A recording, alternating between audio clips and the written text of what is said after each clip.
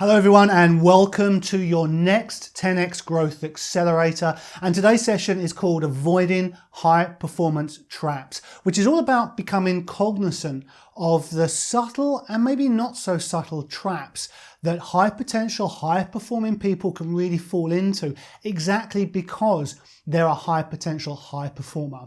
And this applies if you're wanting to conduct a bit of a reset review or if you're currently experiencing maybe a little stuckness. And it's especially useful if you're stepping into a new area or learning a new skill.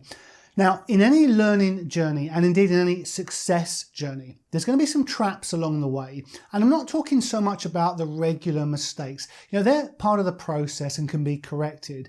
We're talking about the sort of non-conscious, beyond awareness traps that we can make, where we maybe fall into some maybe misguided strategies. Maybe there are some misplaced beliefs that then take us on the wrong path. And all of this can slow us down. It can lead to self-doubt. There's some stuckness there. Maybe we regress and maybe we abandon our projects, our skills that we want to learn, or our key goals and ambitions that we're trying to move forward.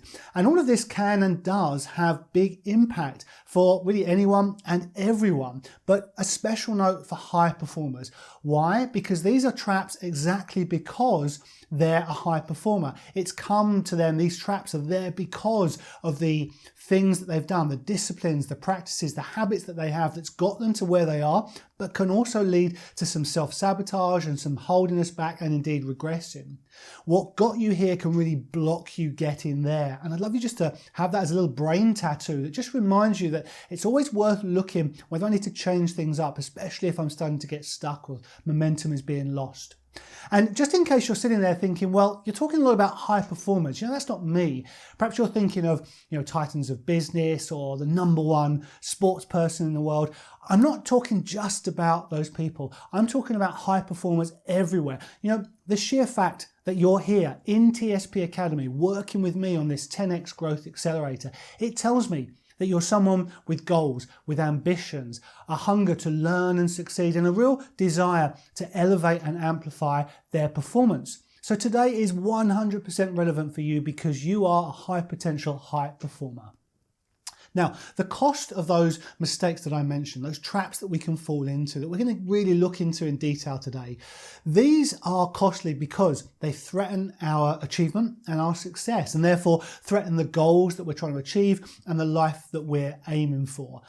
How does this happen? Well, because these mistakes blunt our performance. They increase our workload, they slow momentum, they decrease motivation, and in the end, a lot of self-doubt can creep in and ultimately we quit. And as detrimental as these mistakes are, they're completely understandable because for most people, they're just unaware that these are mistakes that they are making. The other side of this is that admitting to these traps, that feels like admitting ignorance or incompetence or low performance. And so, we just rather remain blissfully ignorant and or just push on through like I know better. So we can really understand how we all make these mistakes. But in this masterclass, we want to really deal with that. So today, we're going to bring into awareness some of these traps, some of these mistakes that we make so that we're armed with the consciousness that's necessary to really succeed.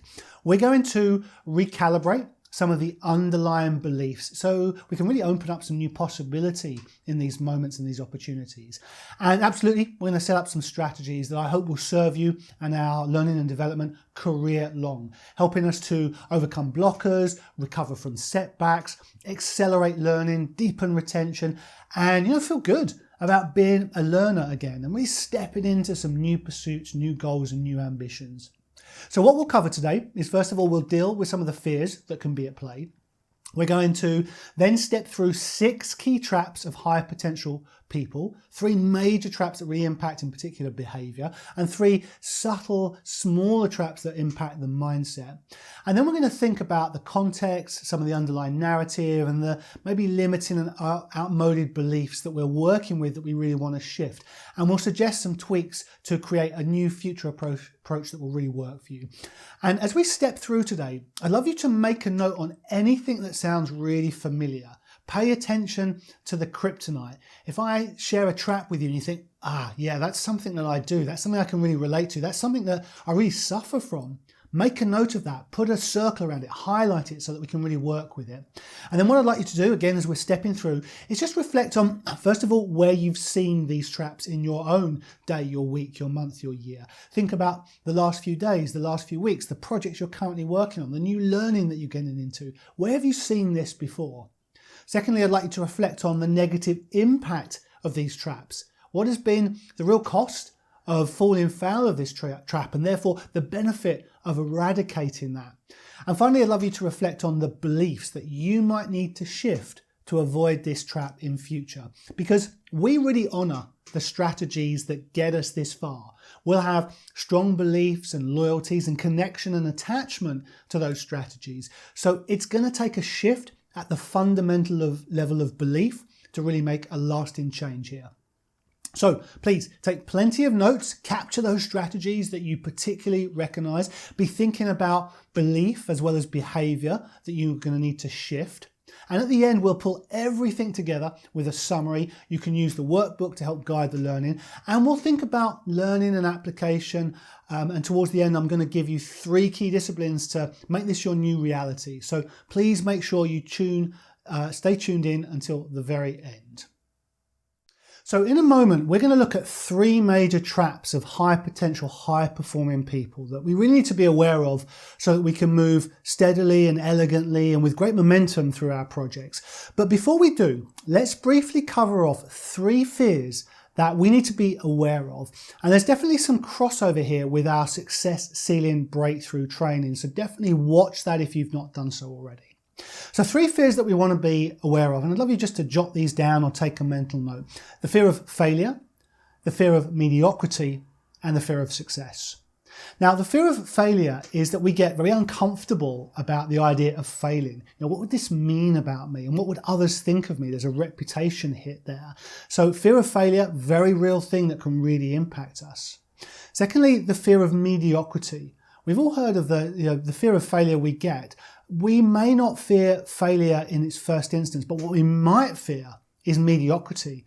Doing all this work, learning new things, working on goals, and then still not being that good at it. And as a high potential, high performance person, somebody who's been very successful to this point, the idea of being mediocre at something really doesn't work for us.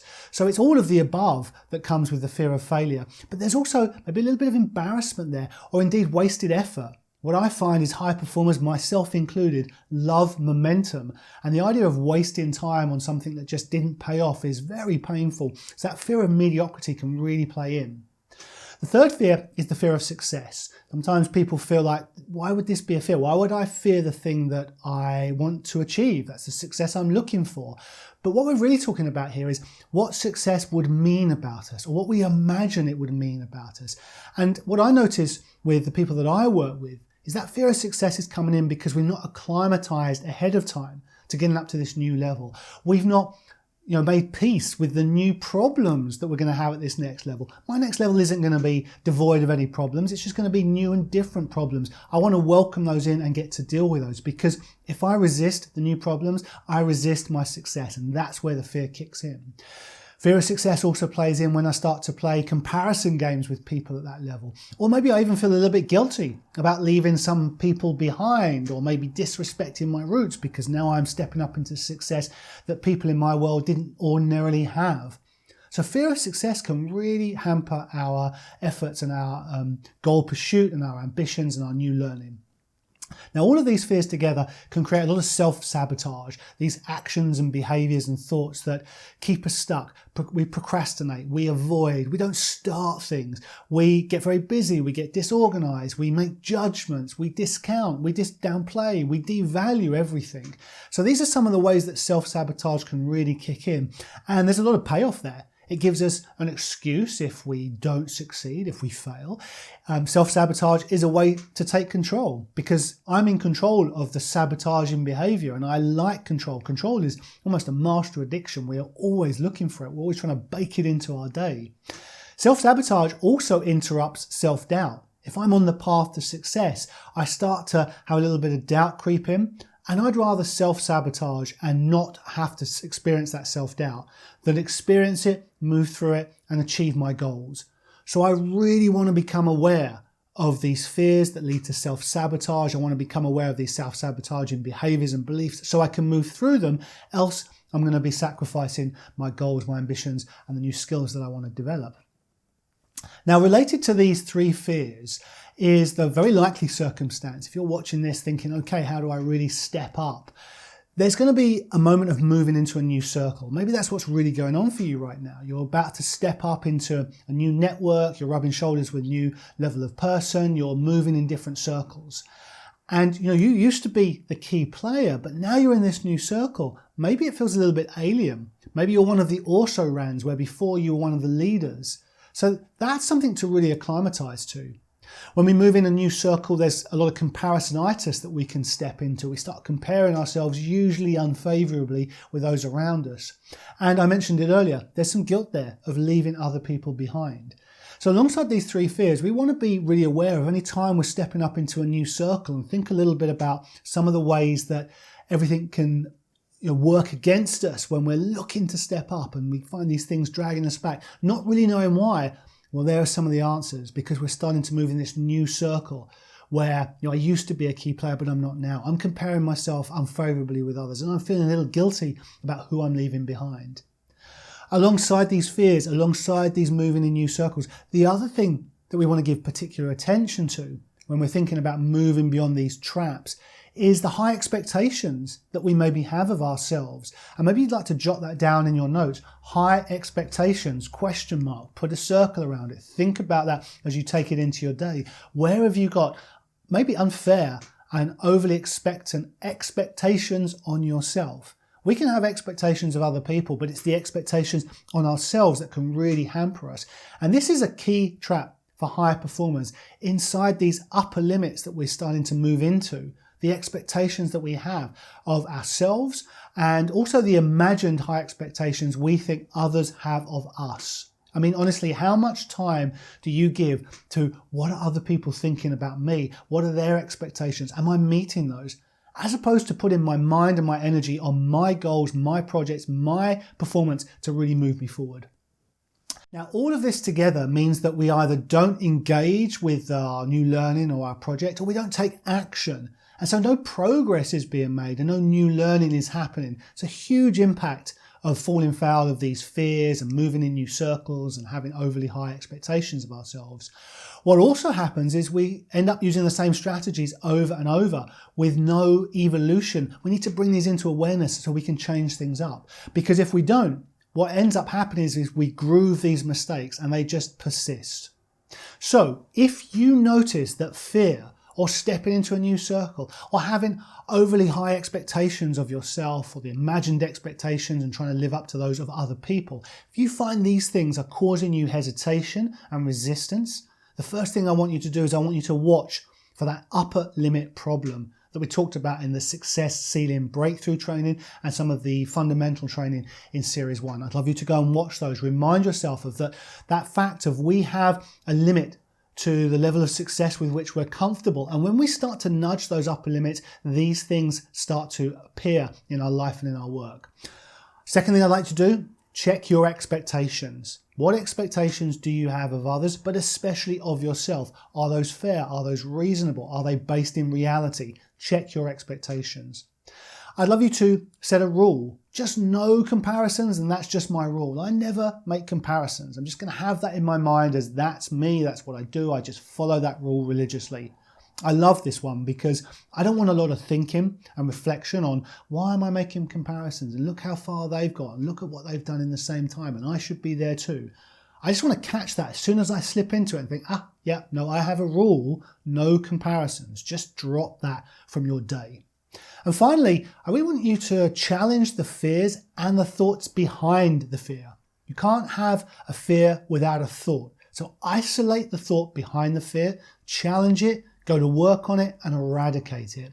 And this is a great place to use your workbook. You'll find in there, first of all, a space to think about the what, when and how of these fears, the real triggers and the strategies around that. So you get some awareness. You'll also find a space to pick up on the negative impacts. So you're really dialed in to the cost of these fears and allowing these fears to take hold. And you'll also find a space to put in the shift that's needed, whether that's a shift in the belief or a shift in the behaviour or both. And those three things together will generate for you an actions list to help you move beyond these fears. So go grab your workbook and work through that process. So now I'd like to introduce you to three major traps that all high potential, ambitious people, just like you, just like me, can really succumb to. Firstly, setting standards too high too soon. Secondly, creating overly ambitious execution plans.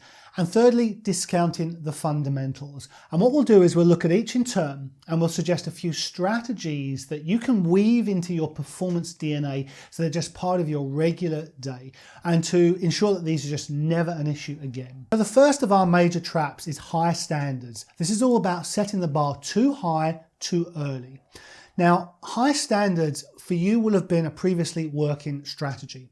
Got us to where we are. We have pride in our high standards. That's our normal. And we like to challenge ourselves, see what we're capable of. So high standards, they're part of what got us here and they're part of our DNA.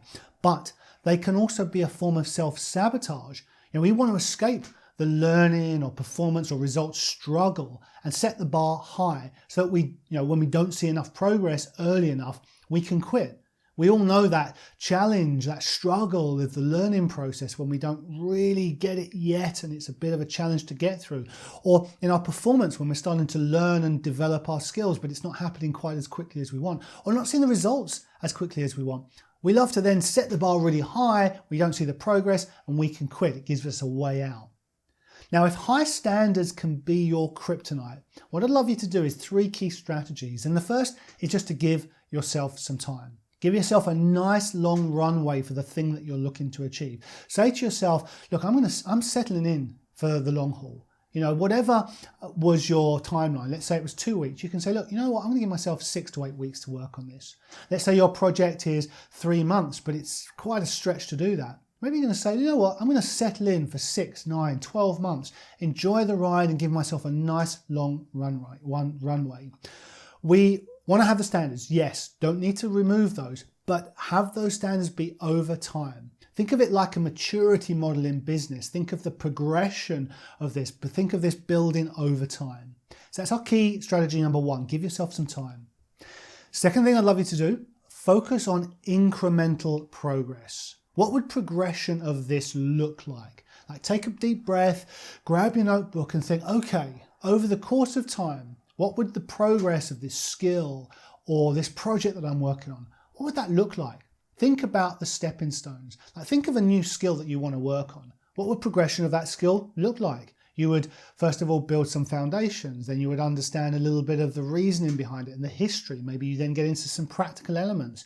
Whatever feels like the natural journey for you, sketch that out. And then just focus on incremental progress. Think about this progressing over time, really building a score, really building a skill, really building a project over time.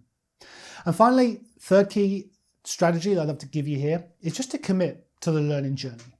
Okay, let's accept there is a period of conscious incompetence, knowing what we don't know, and just settle into being a learner again. Enjoy that thought that masters never really stop being students. We kind of love the learning process. So really commit to that. Really be accepting of that. It'll be so much easier to work with these standards. So if high standards is your challenge, think about the concrete actions and the new habits that you could put inside a revised approach that includes giving yourself some extra time, focusing on incremental progress, and committing to the learning journey. Now, the second trap that we can all fall foul of is ambitious plans. This is about getting overly ambitious with our plans for execution. Have you ever caught yourself going really crazy with your plans? You've set a goal, you've got an ambition, a skill you want to learn, a project you want to complete, and then you just go totally crazy with your plans. I remember when I was younger, maybe 12, 13 years old, I was at big school, I was really loving it, I was hugely excited about the sport, about the learning, it all felt very grown up. And I set a routine to match. I wanted to go into my day knowing I'd done all of these things. And my routine really was like 4 a.m, wake up, 4:05, go downstairs, 4:07, have breakfast, 4:13, do some exercise, 4:22, do clarinet practice. I mean, it was an insane schedule and I just no way could have sustained it, and I didn't. And I had to learn the hard way there. And I'm wondering if you can relate, maybe not quite to that sort of 4 a.m., 4:05, 4:07 granularity, but there are those times where we get super excited about a project or a new skill, and then we are so ambitious with plans for execution, just nowhere near reality. Now, it's understandable, it's fun to think about, but understandable because we get excited, we want to get moving, we're motivated by learning and achievement. It feels good. And sometimes that eagerness to accelerate through the process, through the learning stages, gets the better of us and we create completely unsustainable plans. But we also don't want to admit to ourselves that this might take a little bit of time. And taking time almost flies in the face of the can-do attitude that got you as a top performer to where you are. Yes, I can do this. And then we get very ambitious. So we don't want to say this is going to take time. We want to power through it and we create these plans that just aren't sustainable or based in reality. Now, if overly ambitious execution plans are your kryptonite, if you've been listening for the last minute or so thinking, okay, I know exactly what you're talking about. First thing I'd like you to do is not to confuse overly ambitious plans with overly ambitious goals. I still want you to 10x your goals. I want you to double, triple, 10x your goals in every aspect of life and work. You've seen and heard, and we've talked about this in our other 10x growth accelerators, particularly making your quantum leap, where it's all about 10xing what we were working on. And that opens up the thinking. But I want to keep that distinct from the plan of execution. Keep that distinct from how I'm going to do this. So separate what from how. Second thing I'd like you to do is get realistic. Now, I always want to be a little bit careful with the word realistic because that can often lead to going completely in the opposite direction and dumbing down what we're working on, which is why we avoid the idea of I want to be realistic and we get very ambitious. But what I want to give you here is realistic equals grounded in reality. So anytime you catch yourself saying, well, I want to be realistic here, don't turn that into just a little blanket phrase that means you can completely dumb down your goals and completely low bar it, because you're going to leave potential on the table if you do that. What I want you to do is anytime you catch yourself saying I want to be realistic, is translate that into grounded in reality. Break it down, walk it through, work on the details, like how much time would this really take? Where's it going to happen? That's what we mean when we say getting realistic. So as you start to think about getting realistic, think about the time commitment needed. Break it down into the key pieces. We always overestimate things like the year because that label sounds very big, but we're less likely to overestimate 12 months or 52 weeks or 365 days. So break things down to get the right time commitment. I'd love you also to leave some headroom for the unexpected. We create plans that are perfect on paper and we forget that things aren't perfect in life. What happens if you get ill or sick or there's an obstacle or an issue or you get sidetracked or you need to turn attentions elsewhere? Where is there the headroom? That was the key thing I learned when I was a kid, setting these insane schedules of 4 a.m., 4:05, 4:07, 4:13. Just the tiniest unexpected event would completely break the plan. If you were 1 minute out, everything was thrown. And I would go into my day feeling like I'd failed, which was the exact opposite of what I was looking for. So make sure you've got some headroom in here when you're thinking about making your plans. And then finally, I want you to think about what you're not going to do to make room for this plan. If you've got overly ambitious execution plans, if you know that's something that can be an issue for you, spend as much time thinking about what you're going to eradicate, get rid of, park, delegate, stop doing, to make room for your plan. Okay, so we've talked about high standards, we've talked about ambitious plans. The third trap that we want to look for is discounting the fundamentals. Fundamentals really are the cornerstone of self-mastery. Think of any area of life and work where you are considered a master. And even if you don't want to say that, I know if I ask the people around you, they would say, oh yeah, they're really good at this, they're really good at that, they can do this thing with seemingly any preparation, they're absolutely brilliant at these things, this is their superpower. We all have those areas of mastery, and I know that we always have a complete command of the fundamentals in that area. That's how we achieve mastery. So this third trap is about discounting those fundamentals, accelerating past those to get to the advanced stuff. Because as a high performer, there's lots of learning that we now do that looks really familiar to us because there's many things that we're good at. Plus, we always want to move beyond the basics. It feels like this is too junior, this is for rookies, I'm well beyond this. And we kind of discount the basics, the fundamentals, as just a little bit beneath us. But those fundamentals, they can, feel junior or low level. Those means frustration can creep in, even anxiety. But as we've talked about, fundamentals are the cornerstone of mastery. It's why one of the biggest pillars inside TSP Academy is the self-mastery fundamentals. They are bedrock. So if you find yourself discounting the fundamentals and that's really starting to hamper you, first thing I'd love you to do is just reconnect with the importance of fundamentals. Go spend time in our self-mastery fundamentals series. Take time to identify the fundamentals in your area and the area you're looking at. Take time to really acknowledge your command of the fundamentals in areas where you're really strong. Notice that, people know I'm really good at running projects, or they know I'm really good at figuring out connections between different departments, or being the go-to between technology and the business, or being great at sales. Whatever is your level area of mastery, take a moment to think, what are the fundamentals in that area? And notice what a command you have of those and how that leads to your success, your high levels of performance. So really connect with the importance of the fundamentals. Second thing I'd like you to do is make sure you spend good time in the early phases of learning and development. Really become a learner again. In those early phases when you're learning something new, or you're kicking off a new project and everything is a bit unknown and you're sort of working your way through things, ask extra questions. Really resist the temptation to move through this and just get through this phase. Really get into it. Ask lots of questions. Get into the first principles. Dial up your interest in this. Really get super excited about understanding the minutiae at the bedrock level, the fundamental foundations in any area of life and work. And you can create a habit of this. Anytime somebody comes to you and is sharing some information, get into the first principles and really take that in. It will so increase your efficacy, your levels of focus, your levels of mastery. So really dial up the interest, spend good time in the early phases of any kind of learning and development or any project that you're running. And then finally, I'd like you to remind yourself that it's all about applied learning and being able to derive your next steps from first principles. That is what leads to the maximum retention. Plenty of neuroscience on this. I'm going to talk about it in one of our other 10x Growth Accelerators and other courses inside the TSP Masterclass library. To maximize retention, we want applied learning and then the ability to derive what our next step is from our first principles. Take a moment to imagine you're in a meeting.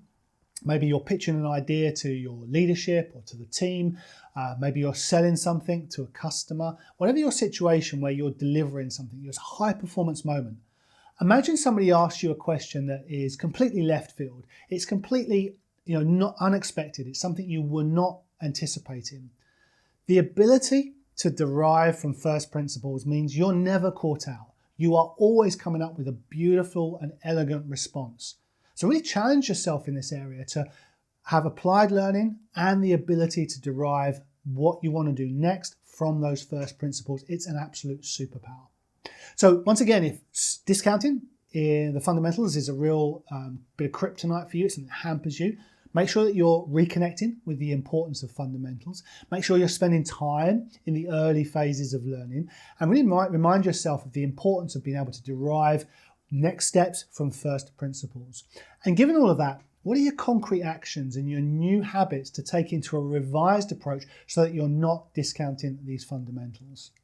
So there we have 3 key traps to be thinking about. High standards that we might set for ourselves, overly ambitious execution plans that might be a problem, and discounting the fundamentals because we want to get onto the advanced stuff. Let's really make this a cornerstone of our mastery and let's eradicate these 3 traps so we can absolutely maximize learning and maximize potential.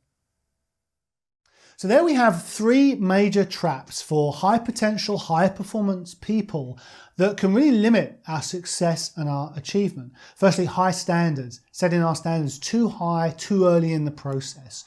Secondly, ambitious plans where we just get overly ambitious with the execution phase.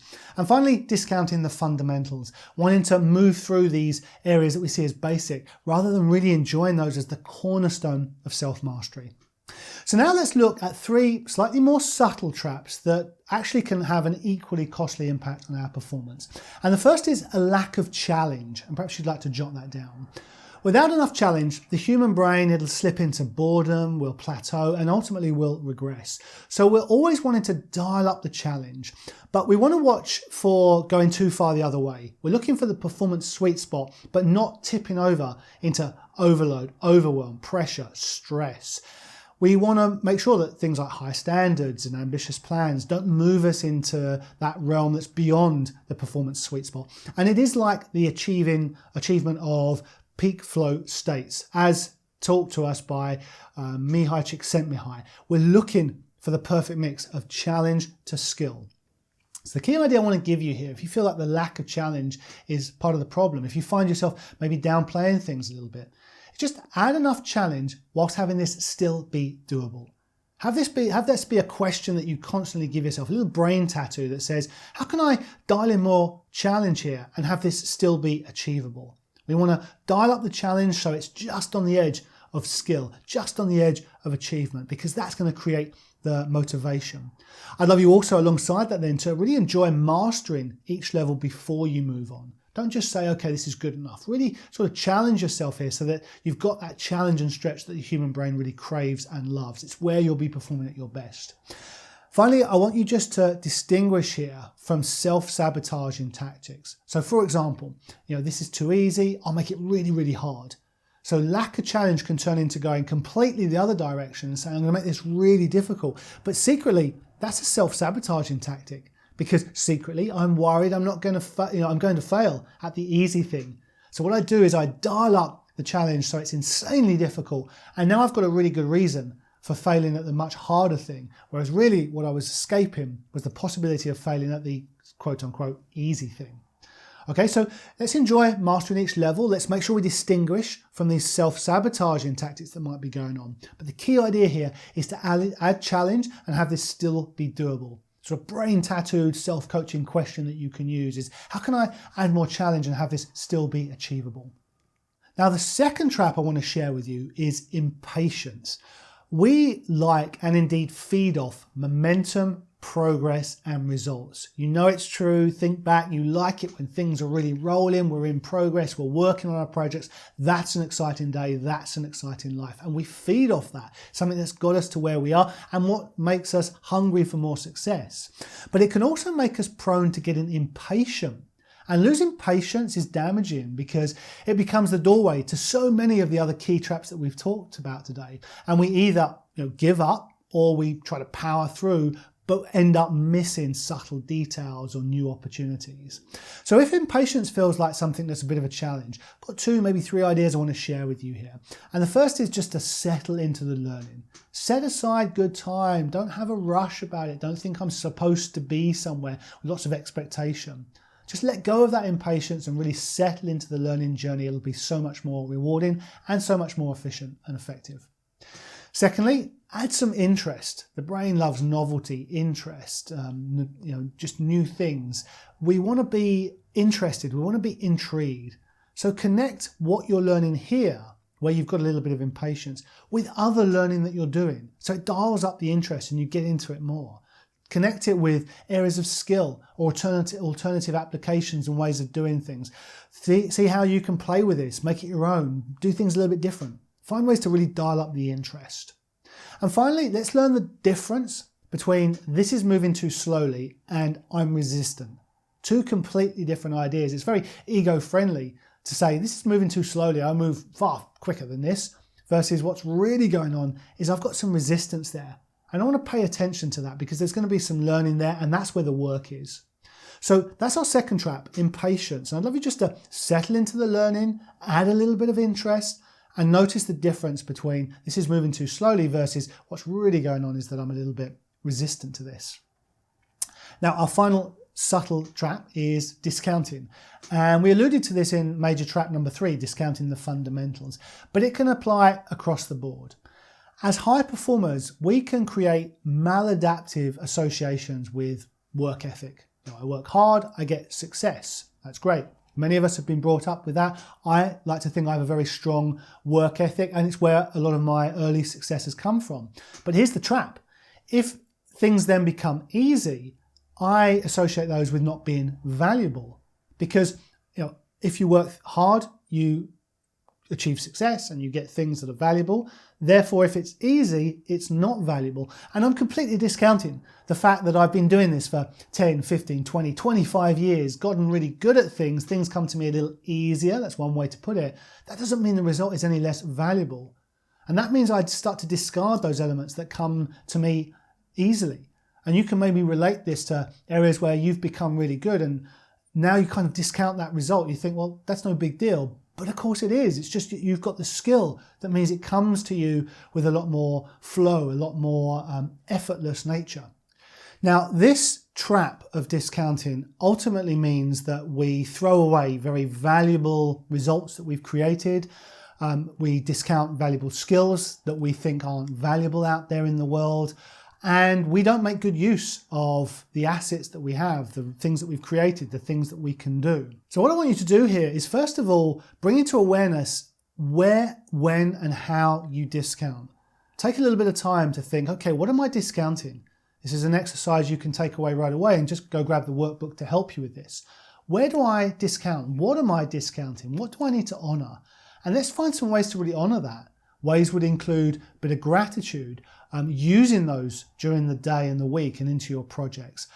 Another way to really honor that is to talk about it with other people, sell it to other people, be okay with saying, I'm good at this, or perhaps I can help you with these things because it's a place where I have some real strength, so that we're no longer discounting those things.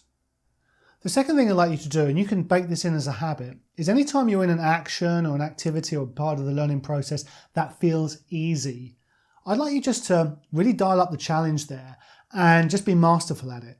Okay, it's something that comes to me easy, but I'm not going to discount that, and I'm going to add a little bit of challenge by just demonstrating my mastery, showing what I can do when I'm not even challenging myself to the utmost, where I'm not completely going full out because I've got that skill. And this will help you to resist the idea of discounting. It'll help you to really enjoy those bits that you find easy and make it very deliberate. It's almost like the deliberate practice that really develops and hones a skill. Love continuing to be a student, even in the things that you find a little bit easier. So make that practice deliberate, continue to be a student, and really enjoy the process of being masterful at something with it being almost effortless. So there are a couple of ideas just to manage this subtle trap called discounting. Really just noticing how we can do that, where we do that, the ways in which and the reasons for which we do those things.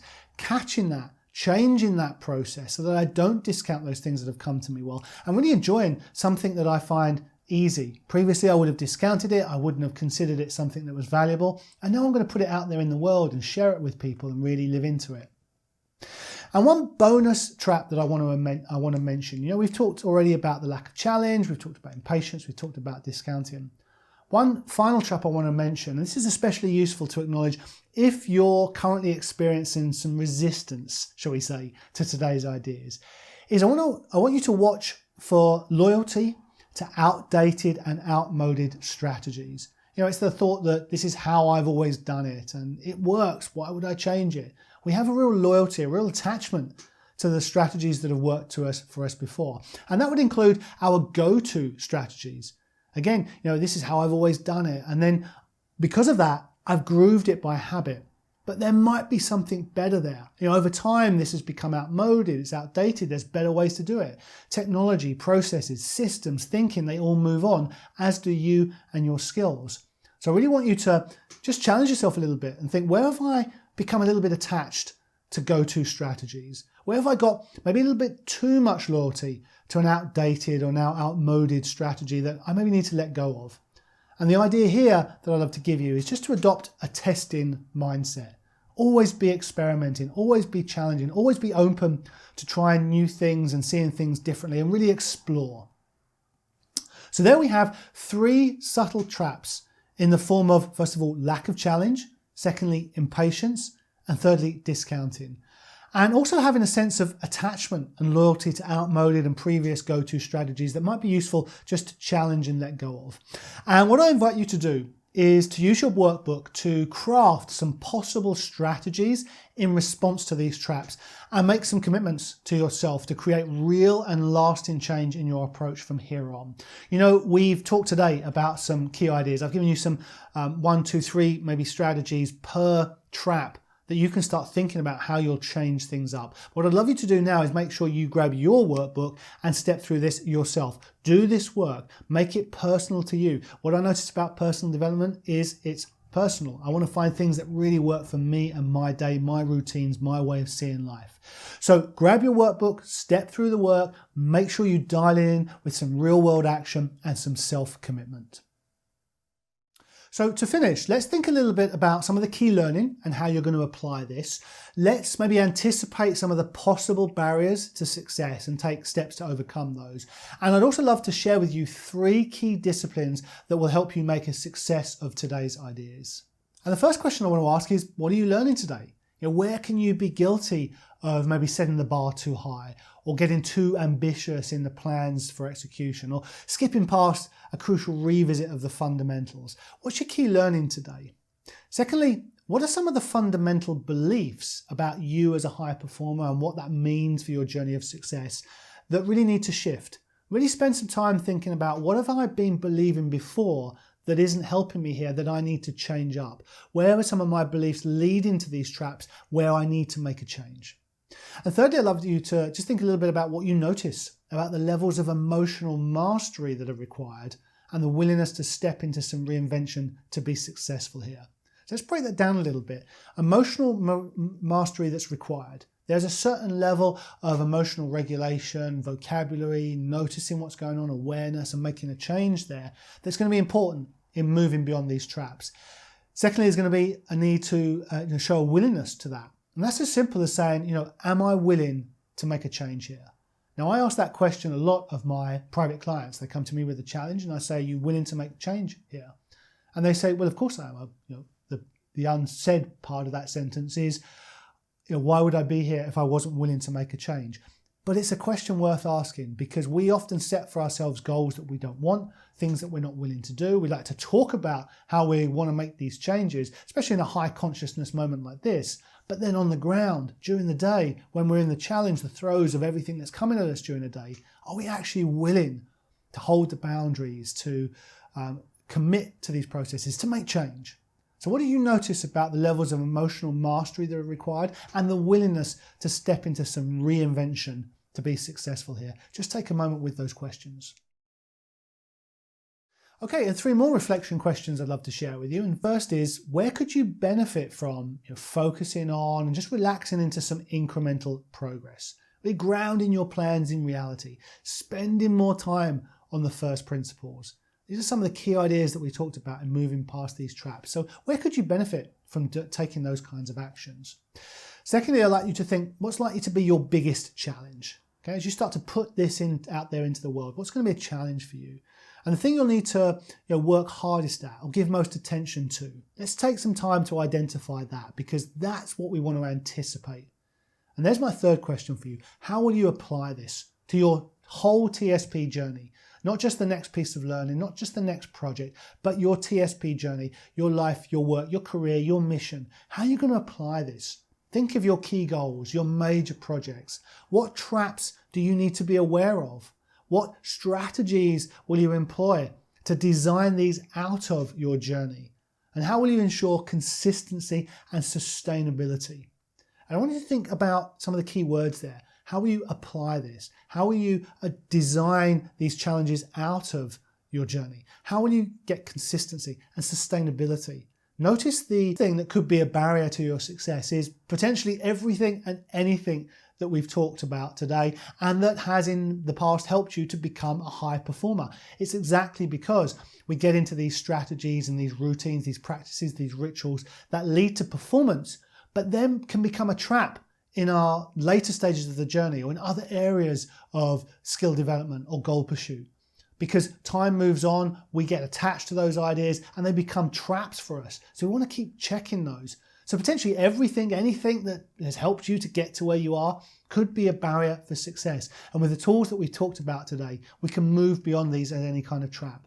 But here's the thing, I don't want you to throw everything out. I want you to keep your tenacious drive. I want you to keep those high standards and those ambitious plans. I'd just like you to complement that with what you've learned today.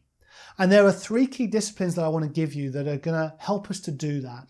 And we call them disciplines because, first of all, there's something to really build a practice around. And secondly, there's something that I invite you to integrate into your life. So as you're taking notes and thinking about these things, write down the word complement so it really fits together.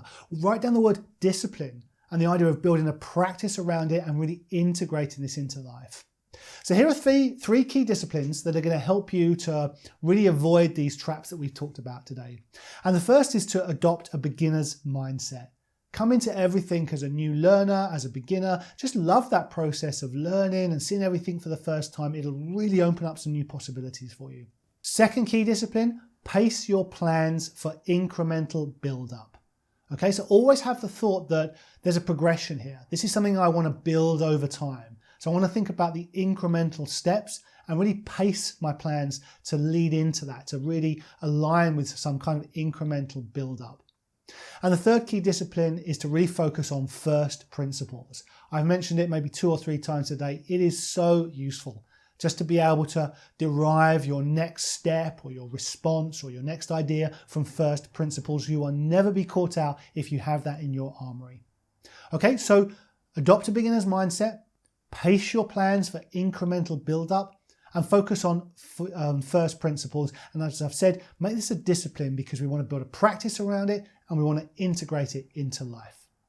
So on that note of discipline, what's your commitment to living into these learnings today, to creating a practice and to integrating this into life and work?